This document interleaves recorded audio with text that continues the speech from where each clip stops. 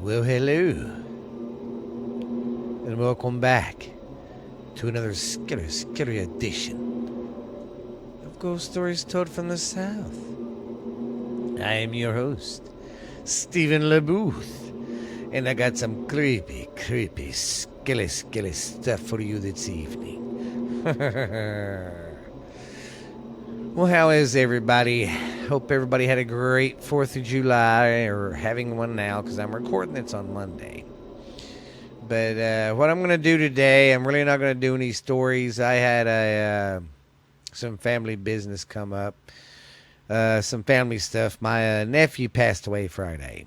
So I haven't got anything researched because family's been coming in and stuff and been visiting with family. So what I'm going to do for you today, guys, is play episode 74 for you.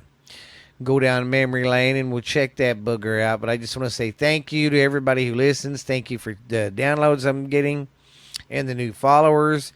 Remember, follow me on Facebook and Instagram. You can reach out to me too.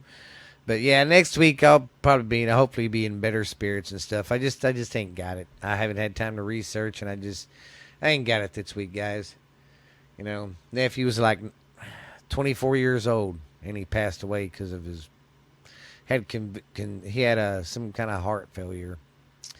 So yeah, it's just crazy. But I'm gonna do that for you because I know the show must go on. But next week we'll be back on track. I will be recording and all that good stuff, and I'll have some great stories to tell you. So in the meantime, just want to say thank you for all the listeners and everybody who follows and downloads and the subscribers.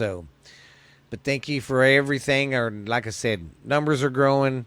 So I love it. We're doing a good job, guys. But y'all sit back, relax, and listen to episode 74. I believe it's some old stories of the town I live in, my hometown of Mineral Wells. So you guys go check it out, relax, and we will be back to tell you bye. But listen to this, and we'll holler at you at the end of it. Welcome to Ghost Stories Told from the South, episode 74. I'm your host, Stephen LeBooth. I got some great, scary, spooky stories for you today. Some stories of Mineral Wells, my hometown I live in. So, sit back, relax, put your headphones on, find a nice warm blanket, hit play, and let's hear some skelly stories. How you guys and girls doing out there today in podcast land? Hope everybody's having a good day, a good week. Sorry I'm a day late on this. I had my research done, but my sister came over and my niece and her husband. We kind of cooked out in the back, and before I knew it, it was like 10:30. So yeah, I didn't have time to record yesterday, but I am sorry about that. This one will drop as soon as I get it out there. So sorry if I'm a little late, guys.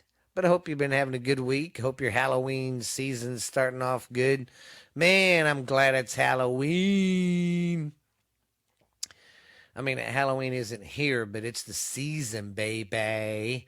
I didn't wait till last weekend to put my uh, Halloween stuff in the front yard. I did it last weekend because I couldn't wait.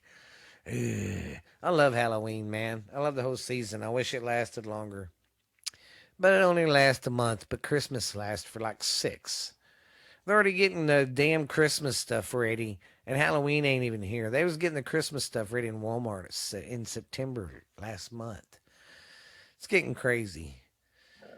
Excuse me. Sorry about that. Let me get a drink of water. Well, like I said, guys, I want to send a shout out to everybody. Last month was one of our best months. We almost hit 400 downloads.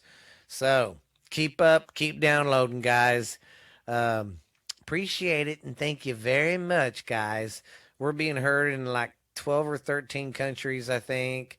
Our downloads are going up, our subscribers are going up. So, hey, And if you're listening to this on YouTube, hit us the subscribe button, guys. Come on, man. Help a brother out. That's all you got to do, guys. I ain't asking for money. Just hit the like button. Give me some good 5-star reviews. And subscribe and download, man. Hey, just help a brother out. Or I'll come back and haunt ya. I'm just kidding. All right. I guess we will get on with it. Let's see what I got in my stories today, my little ghouls and guys. Okay, looks like the first story I have for you is going to be about the Haunted Hill House. It was built in 1892 by local pharmacist C.F. Yanker. Yanka. Imagine having that name as a kid. Hey, Yanka. Anyways, he built the Haunted Hill House. It sits a few blocks east of Minerwell's historic Baker Hotel. For many years, the home was known around town as the Kelly House. The Kelly House because Fanny Yeager Kelly and her sister lived there until the late 1920s. According to the Haunted Hill House website, after these sisters passed away, things turned a bit shady. There are rumors of a brothel that was there, as well as the production of illegal booze during Prohibition. But no one has been, no one has any hard evidence about this. This is just kind of all rumor and, you know. But, I mean, they're not going to make it public if they're having a brothel and making booze there anyway, so. Well, okay, and Google Boogle. In 2013, Phil Kirchhoff bought the historic home. He planned to remodel the place and retire there. Due to the high level of the paranormal activity, however, Phil abandoned that idea and turned it into a paranormal research center instead. According to investigators, Haunted Hill House has at least nine different entities residing there. Exactly who they are has not been determined, but the most well-defined appears to be the ghost of a 6-year-old boy that haunts the place. The home is now available for ghost hunting groups and as well as those who simply want to experience a bona fide haunted house in person. Yeah, if y'all are really interested in this, to come check it out, they really do tours and you can stay the night there and you get to use their equipment. They show you how to use it. But yeah, they keep you in there overnight. So if you've ever heard of this place, I know it was on the show with Jack Osborne. They covered it one time, and it was pretty scary when they was in there. And I grew up here. You've always heard stuff about it all the time, so don't know what's real and what's not. But it's definitely haunted. But I'm not done with it yet. This is some stuff off the. There's a YouTube channel too. If you go to Russell Rush Haunted Tour his YouTube channel and look up the Haunted Hill House in Mineral Wells, you'll find that's what he's talking about. And this is what this is talking about right here. It's saying the video above speaks of the history of the Haunted Hill House in Mineral Wells quite well. The home, which was constructed in the, see, that says the 1820s, 1880s. That says 1882. So, and it has been, okay, here we go. Constructed in 1880. It has been open to tours, which has this after surviving its final years, 50 to be exact, a full-time occupation as a mischief hospital. tours said to have captured proof of extensive spirits in the home do exist, and an overnight fact that lockdowns over the course of the night are often held by investigating teams interested in the types of spirits they may yet reside there.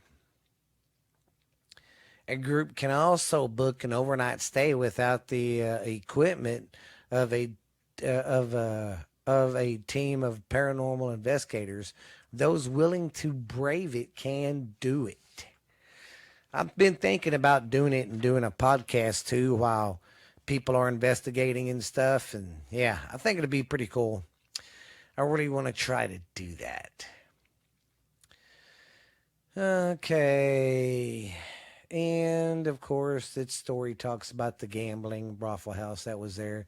And you know, I grew up around here, and there's always been reports of satanical rituals that went on there. And I mean, some say it's the portal to hell. So it's a pretty wild little place. And I can't remember the other ghost show it was on, but it's tied to another house somehow up north. I want to say in Connecticut, but I'm not for sure. And it's called House on Haunted Hill too. And it also says that it's the portal to hell. But I can't remember. Somehow these houses are tied together or something. I'm not for sure, but we will twiddly-doo. Okay. Now we'll go to my next story. Okay, this is another haunted house here in Mineral Wells. Sorry, I was adjusting my microphone. Sorry if you hear a bunch of rattling in the background. It's just me playing with my microphone. Okay. The Whispering Cottage in Mineral Wells, Texas is truly an amazing experience. So it's important you see the episode, especially go to the location yourself and experience what is there. From San Antonio, it was this is somebody else talking about their experience. So here we go. Okay. San Antonio is about a 4-hour drive. So we couldn't wait to arrive in Mineral Wells and begin our investigation. I rarely stay away from San Antonio and Austin, so it was a nice treat to see the beauty of Texas, as well as going to its haunted location. When we arrived in Mineral Wells, Texas, and parked next to the house, we were greeted there with open arms and shown around and told the history of the house. Overall, a little girl attempted to create a Ouija board and brought something she should not have to the house. After that, a lot of things happened in the house, and a lot of residents that tried staying there in the house couldn't do it. So they've been through a lot of. That is one thing I do know, that they go through a lot of rent. When they did rent it out, they went through a lot of renters. You know, because people were like, "I ain't staying there. It's haunted." Okay, the Alice residents. Oh, Alice. She's one of the spirits there. She's a little girl. And it says Alice resides on the second floor of the cottage and has a red ball by her side. There's some of the spirit that resides within her that just wants to be in peace. During an EVP session with my ghost box, we call to Alice and we hear someone say, "Oh God." That's caught me off guard because I say this word all the time. But okay, here we go. Anyways, when they was trying to get a hold of Alice, they heard someone say "fuck you," followed by Jeremiah telling me if he heard it, and then right after that, another entity saying "yeah." So one ghost said "fuck you," and the other one goes "yeah." That's what threw me off. I don't mind the cussing. I'm sitting here reading it, and I'm like, yeah. And then they heard a voice say, "fuck you," and then another one go, "yeah." After asking if Alice was here with us, we hear her name twice by different voices. Very exciting so far, and just a wonderful feeling to capture such strong evidence on camera. As we continued that section upstairs, Jeremiah kept provoking the entity. And some people say that's good, some people say it's bad. I don't know if I'd want to do it. Because what if these some bitches push me down the stairs or trip me or bitch slap me or something? I mean, it's a ghost. You can't see them. I don't know if I'd want to piss them off. But anyways, as he kept provoking the entity, in the next room of Alice the doll, I began to sweat large amounts of oil, which I normally do not do. It was very strange because I wasn't even hot. I did however feel very sick, like I ate something bad. Once we all decided to take a break and went outside, I felt better and stopped sweating. After our break, we went back inside to the to the occult room, and that's where we decided to use the room with the mirrors facing each other in complete darkness. That's pretty weird. Why would you want to do that?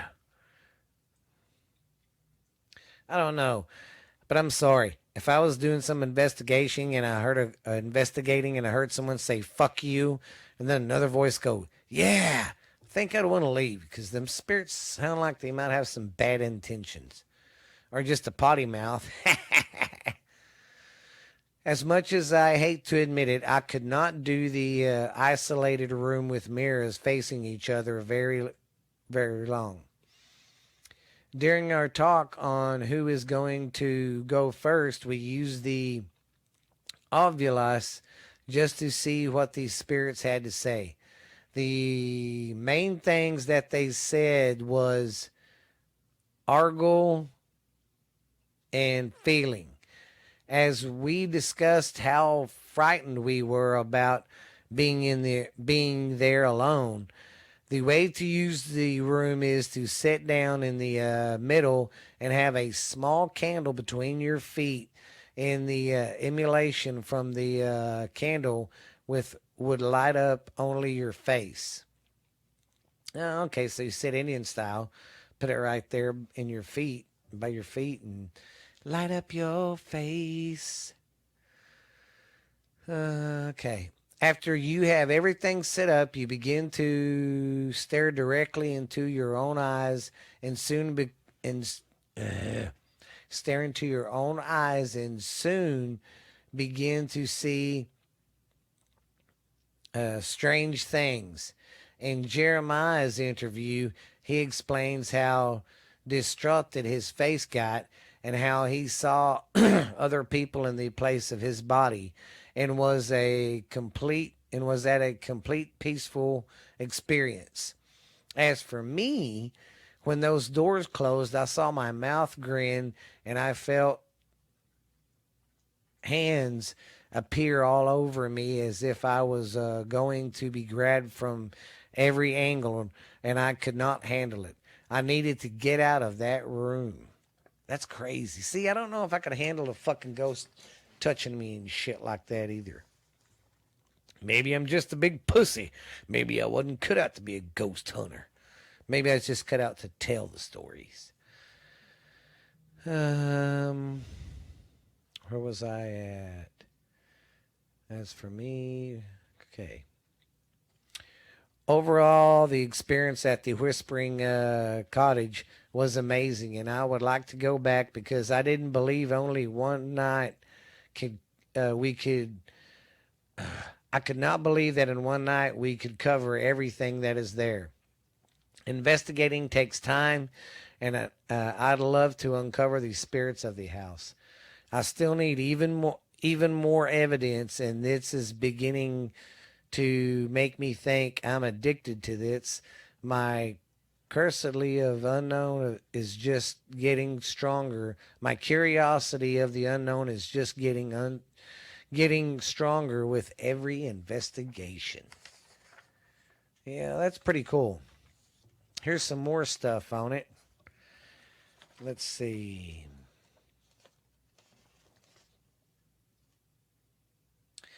Well, okay.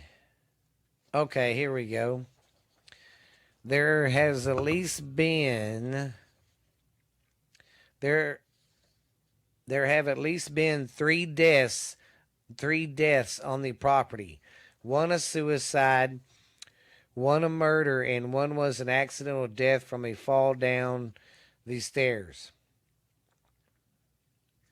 They weren't given any names of these spirits in the house because the investigation did not want to plant anything in our heads and wanted to see if we could get the evidence in our own on our own. After receiving a one-on-one lesson on how the equipment worked, we set out to the investigation. Little did we know there was already activity occurring upstairs that was caught on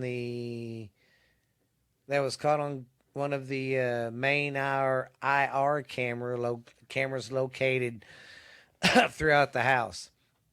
The camera caught several orbs in the bedroom just floating through the air. One came straight out of the wall. So this is another investigation team that was there, and they're talking about what they found. Come on. Okay. Okay, so I decided to use Ovilus to commute with this. Wait. Okay, this is I think it's okay. Never mind. I thought it was the same one that said "fuck you," but it didn't. Okay, I decided to use the Ovilus to commute with the spirits, and I was not disappointed. I received several responses to questions I asked, and even said my name. I sat in the occult room for a while on the Ovilus, was very active in there. My boyfriend laid his hand on the Ouija table, and when he did, the Ovilus said three words: person, creep, trip. Oh, shit. Which immediately gave me chills because my boyfriend, whose hand was on the table, has a broken back at the moment because he tripped and fell into a creek. Oh, God. No, we did not mess with the Ouija board at all. Shortly after that, my boyfriend went into the closet where the door had been known to open on its own. When he opened the closet door to come out, the Ovilus said, "Closet." That's investigation's pretty cool too. Then I went upstairs to do an EVP session with a couple of girls. While we were up there, I saw an unexplained light. Shortly after that, I had this overwhelming sensation that I could only explain as feeling like I was being wrapped in energy. I had goosebumps up both arms, and it lasted for several minutes. We received the name We received the name Rose over the Ovilus more than once, and the investigator said that is a name they have not heard there before. We also received the name Rose through the spirit box. There was an overnight investigation, and several of us slept upstairs. All of the bedrooms upstairs are connected and can be accessed without going out into the hallway. We had several people sleeping on air mattresses, and during the night, I heard footsteps walking around. I assumed someone had gotten up and gone to the bathroom. I sat up and looked, and I could see that everyone was accounted for on my side. The next morning, my friend that slept on the other side in the bedroom said she heard a couple of the others that she heard. Okay, let's go back. My friend that slept on the other side of the bedroom said her and a couple of the others heard footsteps and asked if anyone had been up walking around.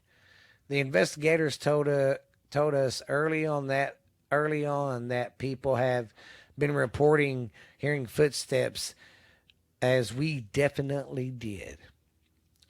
As we were getting ready to leave the next morning, I saw packing up something and getting ready to walk out of the front door when I heard my name called. Naturally, I thought it was someone here in the living, so I turned my friend and said, "Yeah." She looked at me and said, "What?" No one had called my name. So that was their experience there. Yeah, see, it's a nice little 2-story house. It's got some. I need to do the research and see what kind of deaths happened on that property. I could find that out for our next episode.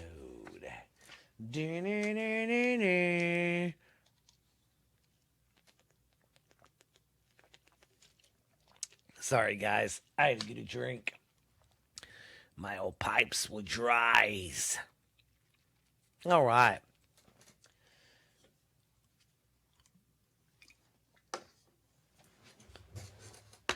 Okay. Now, the big story.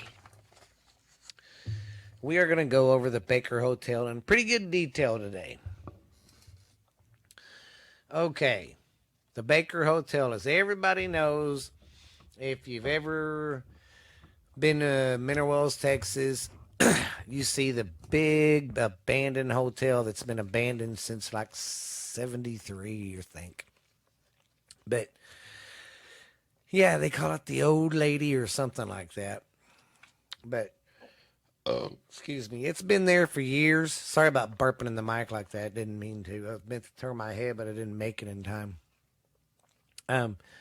It's been abandoned for years, but it used to be like a big tourist attraction. It was one of the big hotels in the area. People would come from all around to stay there. But when the money left its town, it kind of shut down. People quit coming.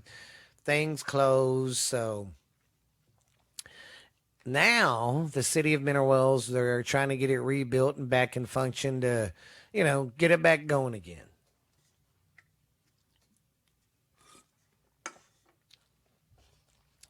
Oh, so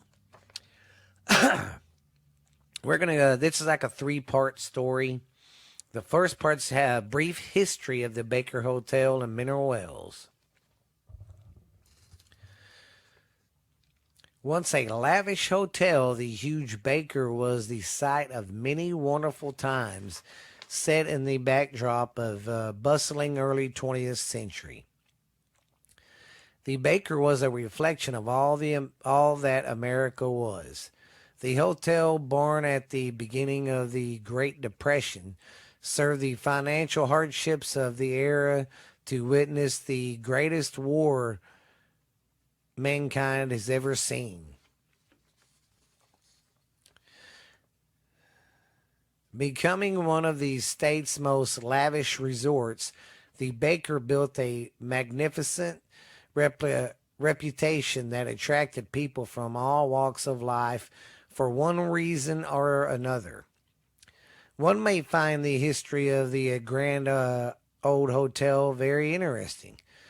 The history could be a key to some of its permanent guests that live there. In 1914, the Crazy Water Hotel was built and became the center of activities for Mineral Wells. But a fire in March of 1925 destroyed most of the building. It was then that a man by the name of T.B. Barker, a wealthy hotel businessman, decided to build a grand hotel in Mineral Wells based on the Arlington Hotel in Hot Springs, Arkansas. The Baker the Tom B. Baker owned several hotels throughout Texas at the time, including the St. Anthony in Gunther, the Midran in San Antonio, the Stephen F. Austin in Austin, the Texas Hotel in Fort Worth, the Dallas Hotel. Oh, the Baker in Dallas. There's another Baker Hotel just like this in Mineral Wells, but it's in Dallas. And the Good Shoe in Port Arthur, and the Galves in Galveston, and the Edison in Beaumont, and the Sterling in Houston. That's all the hotels this guy owns. So he was pretty rich at the time. Construction on the hotel began in 1926, and it was complete in 1929 at a cost of $1,250,000. The faculty. Oh, okay. Where was I? The faculty reflected the spirit of the Roaring Twenties. It's 14-storied. 14-storied over the small town of 7,000 residents, like a brown brick giant. It had 460 rooms, 2 complete spas, and what is said to be the first Olympic-sized swimming pool in the United States. It revealed any hotel in New York or Chicago. So at the time, this hotel was better than Chicago or New York's hotels.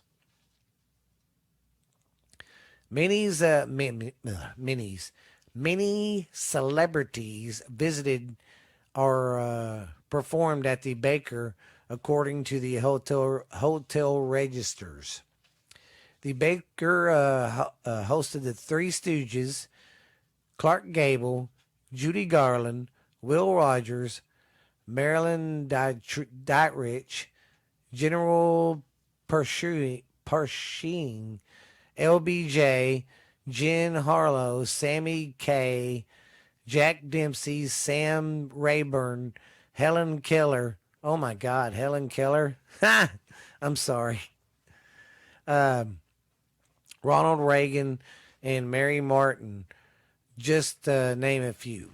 According to the article in the Palapena County History book, one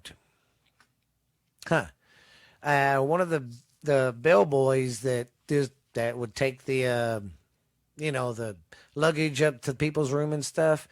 He one of the guys there says that Bonnie and Clyde, when they came through town, they stayed there and gave him a $2 tip. And many big bands played there back in the day. In the Sky Room that was on top of the building or on the first floor's Brazos Room. Lawrence Welk remembered his starting out days at the Baker when he still had difficulty with English. Other entertainers of the time that visited the Baker included Guy Lombardo, Paul Whiteman, Dorothy Lamour, and later Pat Boone. And then World War II ushered in a new era for the hotel with the growth of nearby Fort Walters. The base eventually became the largest infantry replacement base in the country, with 3,000 soldiers passing through its gates. In 1942 alone, the Baker was then at its peak, catering to both civilians and military personnel. Life in America, however, began to change. By the 1950s, the FDA cracked down on infinite advertising on cruel all toxins and minerals waters changed the way we viewed medicine. Basically, people started using more medicine and stuff and quit coming to mineral wells, because that's why the town's famous, because of the mineral water. People thought, oh, if I go drink it and take spas in it, and it'll help me. And it's just fucking water. It ain't really gonna help you. Maybe in the long run a little bit, but anyways, when medicine started coming around, you know, kind of killed it. But the new antibiotic drugs are prevented medicine soon became the healthcare mainstream as the need for the mineral waters begin to fade. The interstate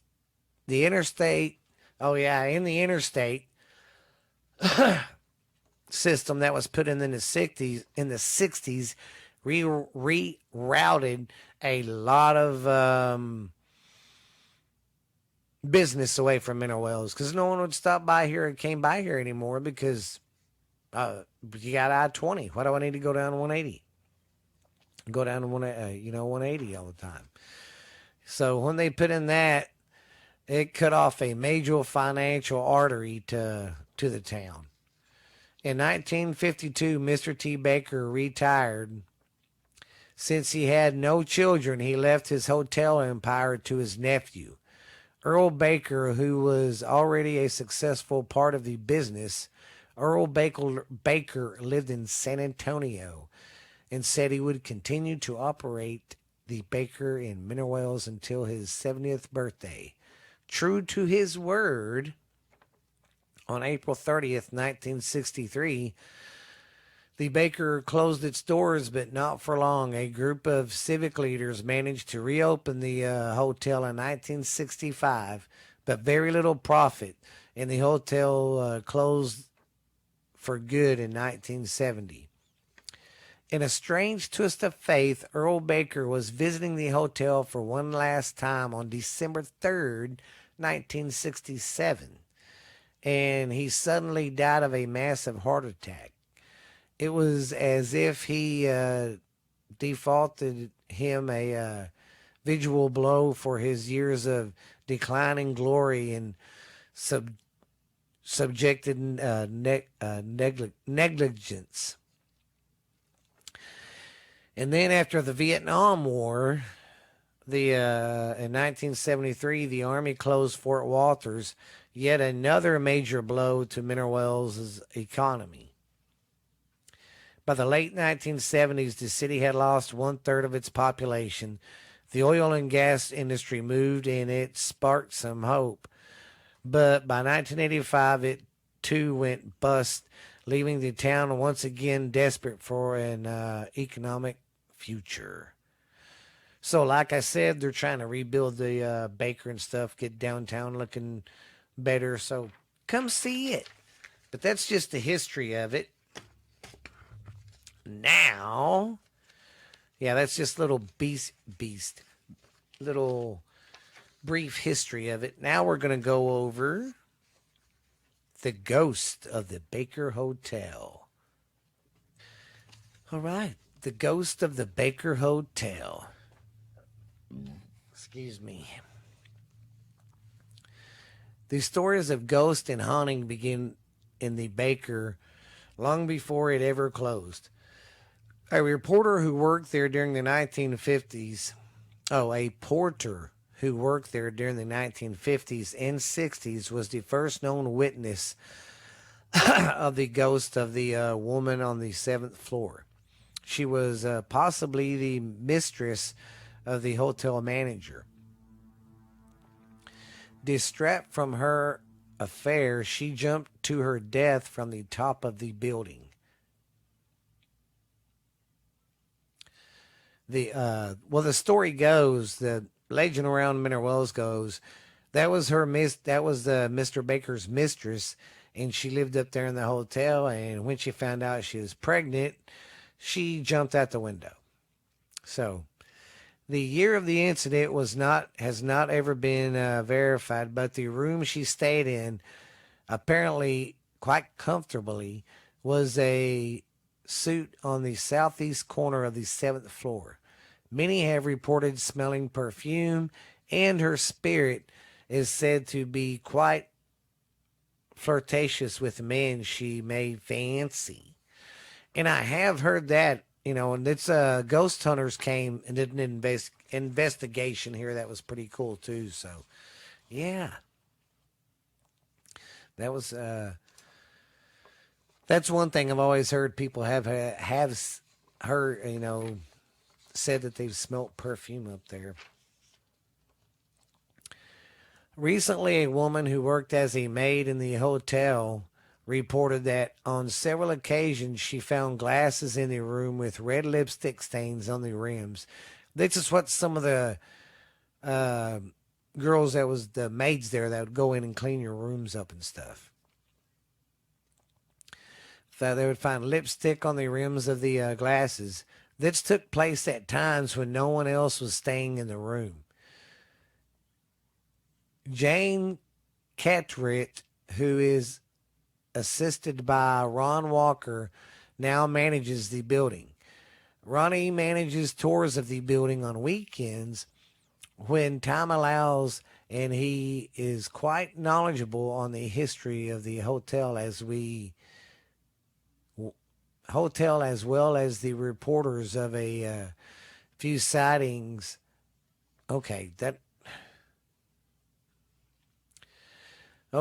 me go back. Okay, Ron manages tours of the building on weekends when time allows, and he is quite knowledgeable on the history of the hotel, as well as the reports of a few sightings of disembodied guests. Ronnie reported one night that he was near the main lobby on the first floor when he heard the distant sound of a woman in high heels walking across the lobby. Thinking the footsteps to be those of Jane, he yelled out her name. However, the footsteps faded away, and upon future investigation, Ronnie found himself all alone. Later, discovering that Jane had not been in the building that day, on another occasion, Ronnie reported being on the seventh floor resetting an electric breaker to the Christmas lights, which continuously tripped every night during the display. And he was inspecting the fuse box, attempting to locate the breaker switch. He heard the footsteps of an unseen person walking up to his left. Quickly, as if not to bother him, a bit startled, he turned to look and saw nobody. Ron spoke to the possible ghost and assured them that he meant no harm. After that night, the lights never tripped off again. So I guess the ghosts were tripping the lights off, and he's like, dude, I'm just trying to fix this, okay? Another incident occurred during a tour of the hotel by a group of World War II veterans and their spouses. As the group entered the Brazos room on the first floor, which was the main dining room and dance area, a couple suddenly stopped. The woman looked at her husband and asked, "Do you hear that?" He replied, "Why, I certainly do. About that time, several other people in the group began to hear sounds of dishes and silverware and clanging, as well as people talking with orchestra music in the background. Most of the people there reported these events. It has never happened before or since, according to sources, but the witnesses were sure they were experiencing the ghostly encounters of the long time past.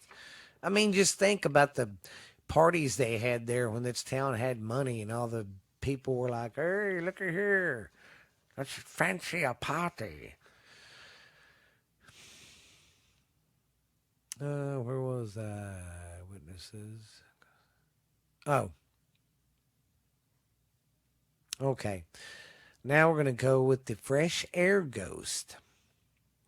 A young woman who worked at a local drive-through bank in the early 1990s reported that she and other tellers had their workstations facing the huge hotel.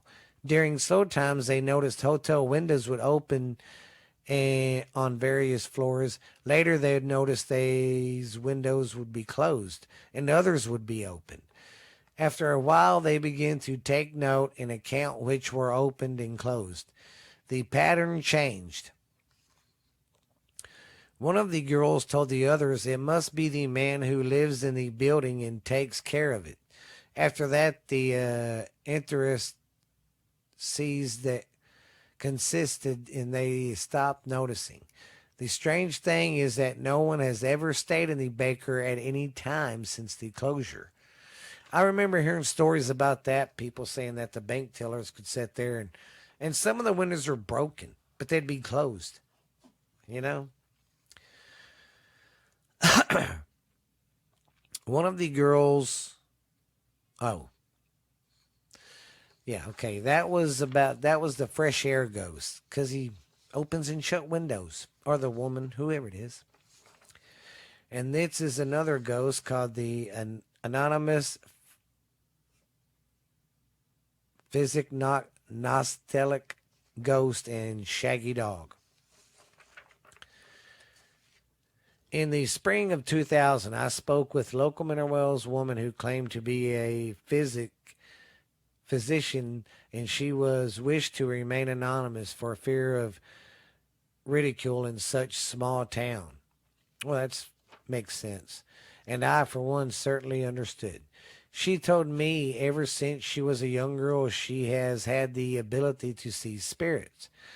She said she had been in the baker many times and had even managed a shop on the outside first floor bank in the early 1980s. Now, I will say this, when the hotel like shut down, there were still businesses on the outside. So it wasn't like closed down 100%, but there was still people there with their businesses. She had been okay many times. Okay, she said these stories are true. The baker is very haunted, but not like we think. Most ghosts most ghosts did not necessarily die at the baker, but returned after death because the hotel represented a wonderful time in their lives. That's true. She went on to say that most of the spirits in the hotel do not want to be seen or heard, with the exception of a small child, a little boy, about 6 to 8 years old. He was one of the ones. He was he was one of the only ones to communicate with her. He told her he died in the hotel apartment in 1933 when his parents were seeking medical treatment for his leukemia. See, back then people were coming here to try to use the water to cure everything. She reported she reported a large shaggy dog that would always that accompanied the child. He also bounced a ball to get her attention, and he was watched by an unknown older woman who was always near him. The physician went on to or the psychic went on to tell me that spirits do not necessarily look the age they were when they died. Some were employees of the building. One she said, for reasons she didn't understand, was a helicopter pilot who attended basic training at Fort Walters, and in the 60s he was killed in a helicopter crash while at Fort Rocker in Alabama. He had returned to the Baker with his body in the same traumatic state that resulted from the crash. So, just goes to show you if a place really impresses you and stuff. So, we'll see how it looks when it gets open. But that's one thing I am going to do. When it does open back, we're going to do a podcast there. Maybe we'll catch some spooky ghosts. All right, let me get a drink. And we're going to go on to the last part of the Baker, the investigation.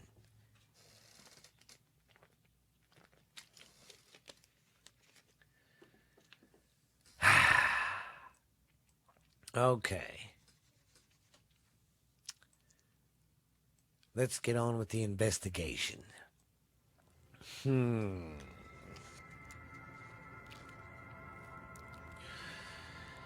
Okay.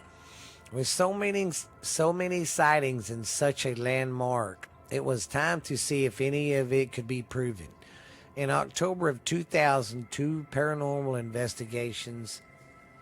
investigation teams, DFW Ghost Watchers from Dallas and Lone Star Spirits from Houston, were contacted to perform a full-scale investigation. Excuse me. With about $100,000 worth of high-tech scientific instruments, the teams began a full-scale research mission on the Baker. They took 3 visits to complete it, because it's such a big place, and they really investigated it good. Investigator Dusty of DFW, using a digital camera, photographed hundreds of orbs. Orbs, according to some experts, are actually spirits of the dead. Orbs were photographed throughout the building, with the largest concentration beginning in the basement. And on the 5th and 7th and 14th floors, Dusty also captured an orb partly hidden behind a door, which she said was most unusual. So the orb was like kind of hiding behind the door. She was captured. She also captured what appeared to be 2 very distinct or 2 discrete echo mist apparitions in the 14th floor ballroom. Another photographer / investigator, Wims, that's his name, was taking still shots with a 35 millimeter camera at the same time, and captured what appeared to be another ecto mist above the first photographer. Another psychic who accompanied the team reported seeing an old man in a wheelchair in the southeast corner of the barroom, who kept saying, I cannot do it. I cannot do it. Imagine being a ghost and stuck in a loop like that. That would suck. That would suck ass. Fuck that. Hope that don't happen to me. On one night, the 5th floor was the most active. Donna, the psychic with the group, felt hesitant and nauseous as she moved towards the west end of the 5th floor. She said someone was trying to make the team sick so they would have to leave. She refused to go any further in that direction. Later, members of Lone Star Spirits who visited the area began to choke and cough all around the same spot, unaware of Donna's earlier experience. Donna was then drawn to a room on the north end of the fifth floor where she sensed a young woman making rustic sounds with her dress. Donna reported the young girl to be moving to a fro, making sure her makeup was just right. She said the spirit would move around the men in the group and was especially attracted to a certain one. She went to say she went on to say she sensed a man about to knock on the door to escort her to a dance in the sky room. Another psychic named Wayne later joined the group on the fifth floor and confirmed Donna's findings. He added that he had picked up an dis or a discomfort on the west end and said the area was accompanied by a large, disgusting man who wanted everyone to leave. Wayne said he found suffering and disease in the area. Well, probably like I said, people would come here from around the world, or the United States especially, to bathe in the crazy water, drink the crazy water. Where was I? He found suffering. Okay. The time-lapse video camera was placed on the first floor of the Brazos room, and over a 4-hour period, various objects appeared moving. 151 objects to be exact. The room had been closed off to the party, and entrance was not allowed by anyone living. The object could have been dust motes reflecting light, but some were moving orbs. And an audio of the basement elevator area captured the distant sound of a man screaming in agony. Well, because they say there is one reported death there of the elevator cutting a guy in half or something like that. So that makes sense. Where was I? A different group recorded the same sound on another investigation in June of 2001. It would have been difficult for anyone on the team to mimic the sound since the area had been locked to keep everyone out. One explanation the members gets nauseous whenever she gets around haunted places at the Bakers. She was unable to stay more than a few minutes before she was forced to leave very ill. I've seen that with some psychics before on TV. They'll have to leave a building because there's just too much stuff in there. Where was I? Okay. A few minutes before she was okay. In May of 2001, 9 journalism students from Weatherford High School spent a Saturday night in the hotel. Not really putting much interest in the ghost stories, the group, of course, thought differently after their visit. A picture taken from one of the students on the 14th floor ballroom shows them enveloped by hundreds of enveloped by hundreds of orbs, which they never actually saw. Another picture taken by only female in the group. Okay, where was it? Another picture taken by the only female in the group captures what appears to be the profile of a blonde woman's head. No one in the group had blonde hair.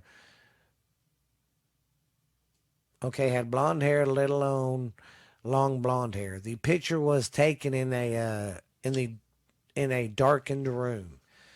Yeah, they said you could really definitely see the blonde hair and see the figure. With so much activity in the building, it may be one of the most haunted places in Texas, if not the country. One psychic claimed to have connected at least 49 different spirits in the building. The investigations are not complete and are certainly being continued by the Goff's Ghost, another professional paranormal investigation team. With so much paranormal activity, the Baker has become a hotspot for investigators. It is hopeful that in time, more proof of the restless spirits will be documented.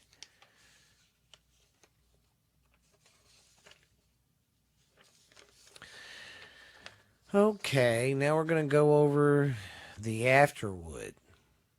The afterword? Okay. Don't know what that means. Well, anyways, that finishes it up. Now, here's some of the stories I've heard about the place is, of course, you know, his mistress. But there's also one ghost there, too, that, well, it is a she. She was on the upstairs or something, and she was like, her and her boyfriend were fixing to go down to swim, and she's like, hey, I bet you I can jump from up here and make it in the pool. And he's like, don't do it. Well, she did it anyway, and she fell to her death. Didn't even make it anywhere near the pool. There's that story, and of course, the bellhop, you know, getting chopped in half on accident because the elevator. So, yeah, but it's a hotbed for stuff, and I guarantee you want to go check it out. Now, I used to go in there when I was in high school, you know, sneaking in there in the 90s, you know. Of course, it wasn't really closed down long in the 90s. I mean, it got shut down in the 70s, so in the 90s, maybe 15 years, maybe 20 when I was going through it. But, well, I hope you guys enjoyed my stories today. That was the Baker Hotel and the house on the Haunted Hill House and Whispering Willow Cottage.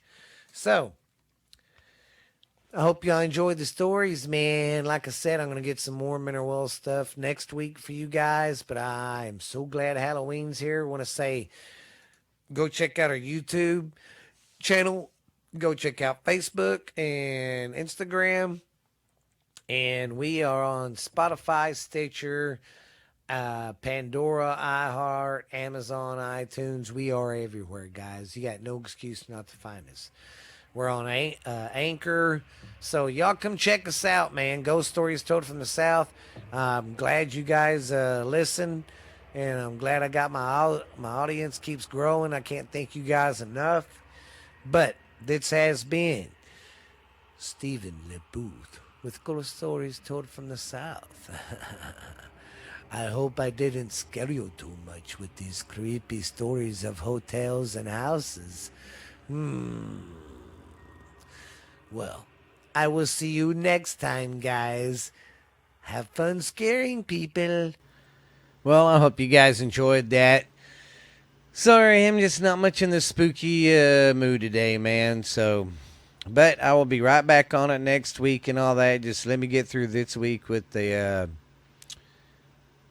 with my nephew and all that, and with his passing. So, I will be back next week, full in swing, ready to scare the bejeebies out of you. But you guys are always good to me. Love you. Be good and be safe, guys. But we will see you later. Bye.